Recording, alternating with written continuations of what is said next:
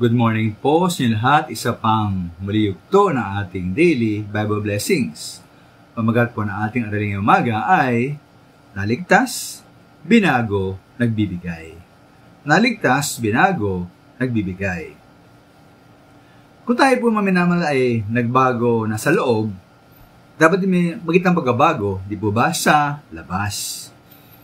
Dahil nga po ang bawat po na Kristiyano ay binago na ng Diyos, dapat tayo po ay may pagbabago na rin sa ating panlabas. Ay nga po sa 1 Corinto 5:17, kaya't kung ang sino man ay na kay Kristo, siya ay bagong nilalang. Ang mga dating bagay ay nagsilipas na, narito sila ay pawang naging mga bago. Kaya't kung tayo po itong ligtas, at meron makita pong pagbabago sa ating buhay, at sa ating pagkipag-ugnayan o pagkitungo sa iba. Dahil nga po ay bagong kapanganakan na nga at binago na ng Panginoon. Ngayon po, tingnan po natin mga minamahal halimbawa ang nangyari sa mga Kristiyano sa Magawa 2:44-45 noong pong batang iglesia. Bilang bunga po ng kanilang pagliligtas, sila po ay nagtipon at ang kanilang pag-aari ay sa kalahatan.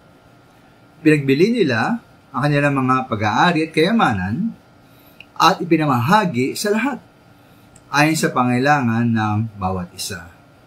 Sila po ay nagbigay at nagtulungan, tumugon sa pangailangan ng kapatiran. Kaya kung tuusin, parang maaaring mali, no?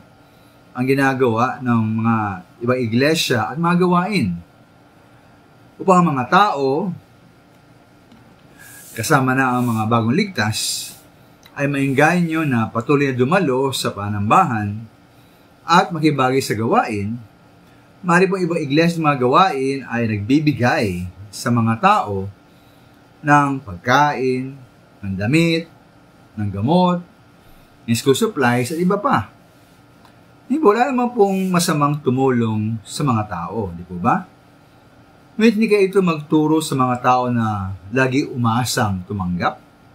Samantala ang isang unang ginawa ng naligtas, yung nga po sa unang iglesia, dinabasa, ay magbigay at tumulong sa iba, lalo na po sa kapatiran at iglesia.